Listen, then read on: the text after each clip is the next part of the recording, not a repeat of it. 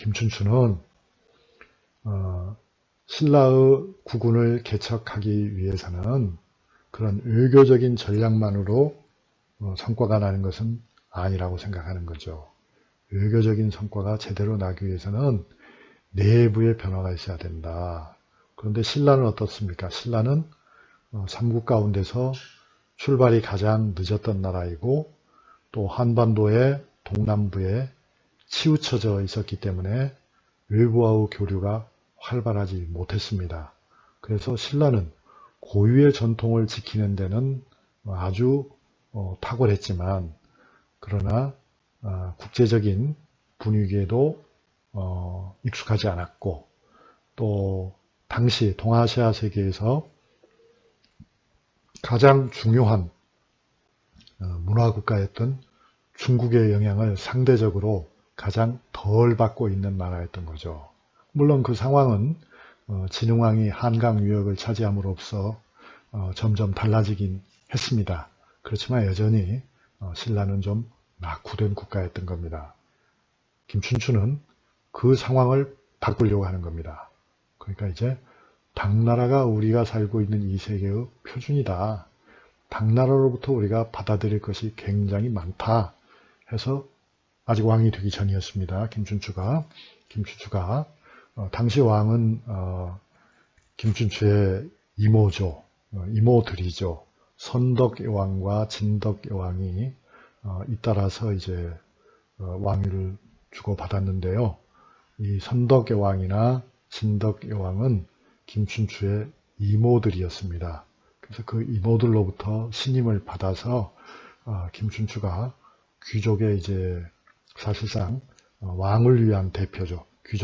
귀족은 귀족의 여러분이 알다시피 신라에는 귀족들이 화백이라고 하는 걸 구성해서 진골 귀족들이 그 구성원인데 그 구성원들 중에는 친왕파, 말하자면 왕의 이익을 대표하는 세력이 있고 다음 왕위를 노리는 귀족의 대표들이 있고 그렇습니다. 그래서 이제 그 귀족의 대표를 상대등이라고 하지 않아요.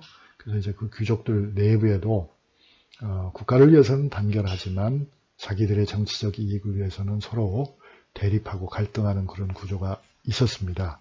그런데 김춘추는 이모들을 철저하게 지켜주는 말하자면 친왕파의 대표로서 내부 정치에 큰 영향력을 행사했죠. 그때 이제 김춘추는 중국의 법률을 수용합니다. 중국의 법률을 수용한다는 것은 단순한 문제가 아닙니다, 여러분. 이것은 법이라고 하는 것이 단순히 어떤 범죄 행위에 대해서 처벌하는 것만 담고 있는 것이 법은 아니죠.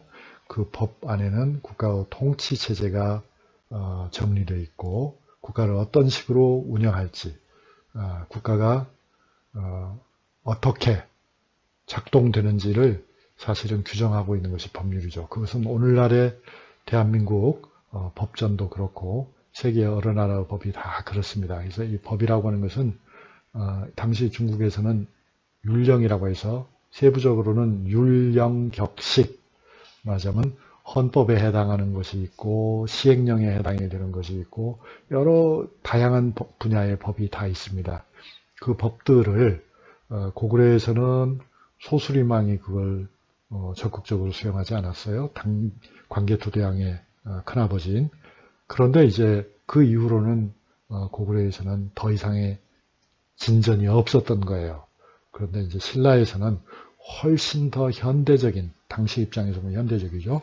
현대적인 법을 김춘추가 수용한다.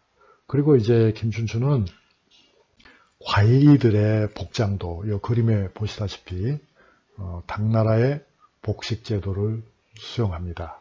그것은 결국 뭐냐면 당나라의 국가 운영 원리를 수용함으로써 전통을 고집하는 신라 귀족들의 정체성을 약화시키는 결과가 오는 거죠. 즉 왕 중심의 중앙 집권적 국가를 편성하는 데 당나라의 복식을 이용했다. 이렇게 볼 수가 있습니다. 그 다음에 이제 많은 사람들이 오늘날에도 별로 우호적으로 생각하지 못할 부분도 있는데 그것이 이제 김춘추가 중국의 연호를 수용한 겁니다. 중국의 연호를 수용한 것은 어떤 의미가 있냐면 중국 중심의 세계 질서를 신라가 받아들인 거다. 그래서 이거는 중국과의 관계를 원활히 하기 위해서 했다고 생각합니다. 이걸 가지고 이제 어떤 사람들은 그만큼 김춘추에게는 주체성이 없는 거 아니냐, 독립성이 없는 거 아니냐 이렇게 말을 하겠지만 여러분 한번 생각해 보십시오. 지금 우리가 만약에 그런 독립성, 주체성이라는 것만 생각하면 2020년이라고 하지 말아야 되겠죠. 단기 몇 년 이렇게 해야 될 거 아닙니까? 그런데 모든 문서를 그런 식으로 작성하면 우리가 세계 여러 나라와 교섭을 하는데 편리합니까? 불편합니까? 당연히 불편하죠. 신라 역시 마찬가지인 거죠.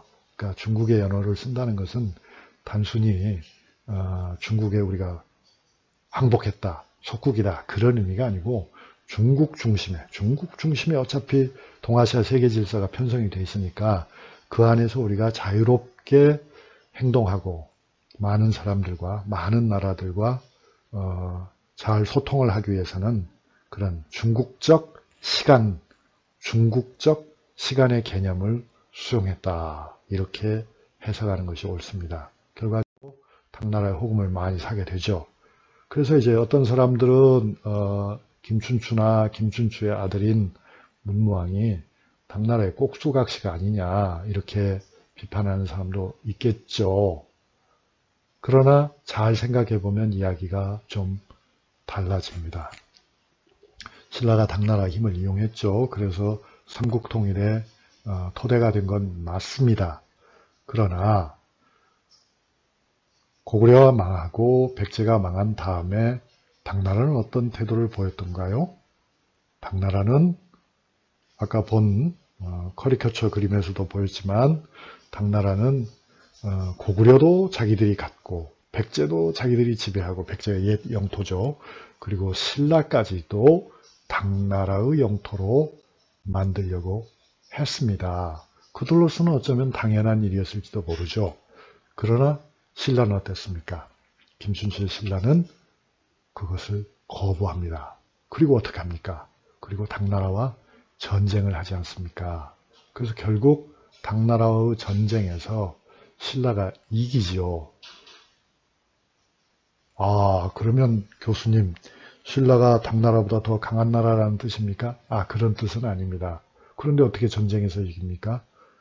당나라의 군대는 당나라 안에서 싸우는 게 아니고 멀리 떨어진 한반도에서 싸우는 거였다. 게다가 당나라의 군대는 이미 한반도에 들어온 지가 너무 오래됐죠. 그래서 너무 오랫동안 전쟁에 지쳐서 당나라 군대는 효율적으로 싸우지도 못했다 하는 점도 있고요. 또 당시 당나라에는 너무나 당나라가 한반도 문제에 오랫동안 신경을 쓰는 사이에 내부에서 문제가 일어나가지고 반란들이 각지에서 일어나고 있었기 때문에 당나라는 힘을 집중할 수도 없었던 겁니다. 그런 것들을 적절히 잘 이용해서 결국 신라가 당나라를 쫓아내고 삼국 통일을 할 수 있었던 거죠.